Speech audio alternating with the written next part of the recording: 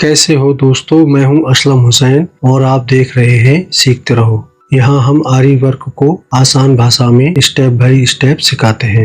दोस्तों आज के इस वीडियो में हम सीखने वाले हैं एक बहुत ही सुंदर और एलिगेंट आरी वर्क बूटा डिजाइन, जिसे आप ब्लाउज, सूट, लाइन में, स्लीव या दूसरे एम्ब्रॉयडरी प्रोजेक्ट में भी इस्तेमाल कर सकते हैं। इस डिजाइन में हमने pink anchor thread, golden sugar beads और सिल्वर चरी थ्रेड का कॉम्बिनेशन इस्तेमाल किया है। इसकी वजह से इसका लुक बहुत ही सुंदर और प्रीमियर दिखाई देता है।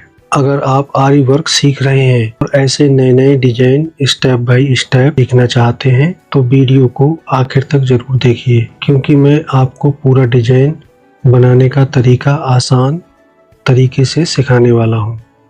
तो चलिए बिना समय खराब किए शुरू करते हैं आज का हमारा ब्यूटीफुल आरी वर्क डिजाइन। सबसे पहले दोस्तों हमें अपने फैब्रिक पर इस डिजाइन की बेसिक आउटलाइन तैयार करनी है। तो दोस्तों अब हम गोल्डन बीड्स से फ्लावर के ऊपर की साइड में और जो बीच की साइड में पेटल्स बने हुए हैं उन सभी पर आउटलाइन करेंगे।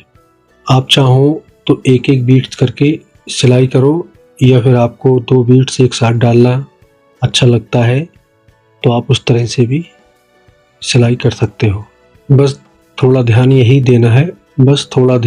देना है क्या हम जो लाइन बना रहे हैं ये लाइन बिल्कुल बीट से बराबर से दूसरा बीट्स लगाएं, यानी बीच में एक बीट से दूसरे बीट्स के बीच में कोई गैप या दूरी ना रहे, क्योंकि ये हमारा इस तरीके का डिजाइन है, इसमें जो गैप रह जाता है तो वो गैप फिर बाद में अच्छा नहीं लगता। और ये जो ऊपर वाले पेटल्स बना रहे हैं हम इस फ्लावर के, इसमें ध्यान ये देना है कि सारे पेटल्स एक जैसे बराबर के लगे। ऐसा ना हो कि कोई पेटल छोटा हो या कोई पेटल बड़ा बने। अगर आप इसे ब्लाउज या ब्राइडल एम्ब्रॉयडरी के लिए बना रहे हैं तो गोल्डन बीड्स का ये कॉम्बिनेशन डिजाइन को बहुत रिच और अट्रैक्टिव लुक देता है। और दोस्तों अगर आपको हमारे ये वीडियो थोड़े भी या जरा भी यूजफुल लगते हैं तो हमारे इन वीडियो को लाइक करें, शेयर करें। और अगर अभी तक आपने हमको YouTube पर सब्सक्राइब ना किया हो तो हमको YouTube पर सब्सक्राइब कर लें। इंस्टाग्राम पर भी हमारा सीखते रहो का पेज है, वहां जाकर हमें फॉलो कर सकते हैं। फेसबुक पर भी सीखते रहो है, आप चाहो तो वहां भी जाकर हमको फॉलो कर सकते हो। तो दोस्तों अब बारी है पेटल्स के अंदर की जो जगह है उसको फिलिंग करने की। तो उसके लिए मैंने दो छोटे वाले शुगर बीड्स लिए हैं और एक लॉन्ग बीड्स लिया है जिसे सुराही भी बोला जाता है। और करना यह है क्या, एक टांका निकालना है, उसमें दोनों यानी 3 आइटम हो गई, ये 3 आइटम एक साथ छोड़ देना है और हर खाने में पक्का कर देना है। सेपरेट हर खाने में अलग अलग पक्का करना है। जैसे मैं कर रहा हूँ स्टेप, आप भी देख सकते हो। यानी 2 शुगर बीट्स हैं ऊपर की साइड में और नीचे की साइड में एक छोटा वाला लॉन्ग बीट्स है यानी सुराही, और दोनों को एक ही टांके में छोड़ के फिर फाइनली पक्का कर देना है। इस तरीके से सभी जो इसकी छोटी छोटी पत्तियां हैं या पेटल्स हैं इन सभी को फिल कर देना है। और दोस्तों एक बहुत ज़रूरी बात जो मेरे लिए भी है और आपके लिए भी है, क्या मेरा इस तरह समझाने का तरीका आपको कैसा लगता है ये कमेंट करके मुझको बताएं। अगर उसमें मैं और सुधार कर सकता हूं तो और सुधार करने की कोशिश करूंगा। अब दोस्तों हमारे डिजाइन का नीचे वाला हिस्सा तैयार करते हैं।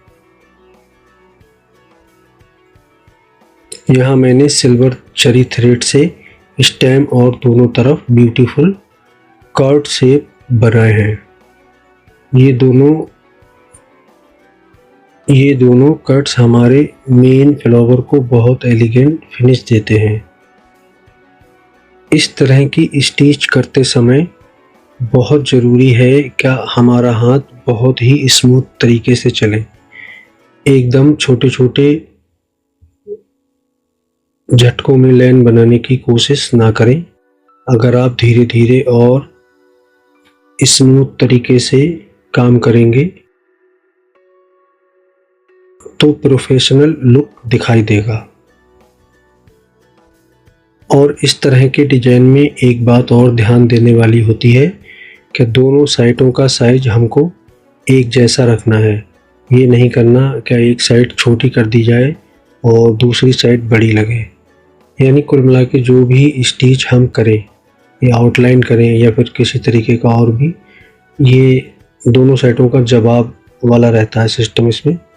तो दोनों सेम ही रखना होता है। स्टिच के मामले में भी सेम रखना है और साइज के मामले में भी हमको सेम रखना होता है।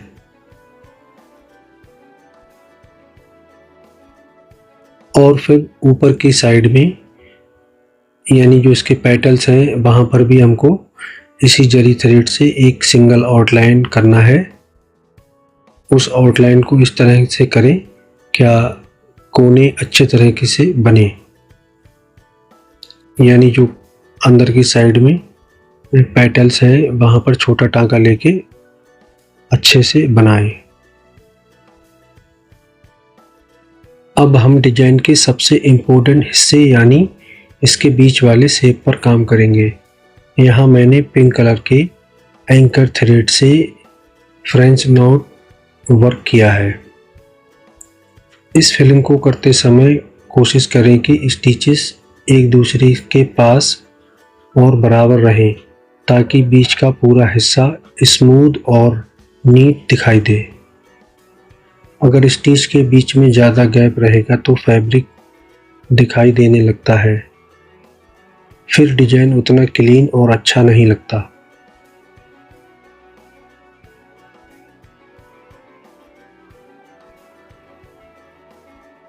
यहाँ इस बात का ध्यान रखना है कि धीरे धीरे एक एक नोट करके लगाना है बहुत ही स्मूथ तरीके से। फिर आप बाद में देखेंगे क्या इसका एक अलग ही लुक निकल कर आता है। और दोस्तों यहाँ पर एक छोटी सी बात याद रखिए, आरी वर्क में स्पीड से ज़्यादा इम्पोर्टेंट है आपका कंट्रोल और फिनिशिंग।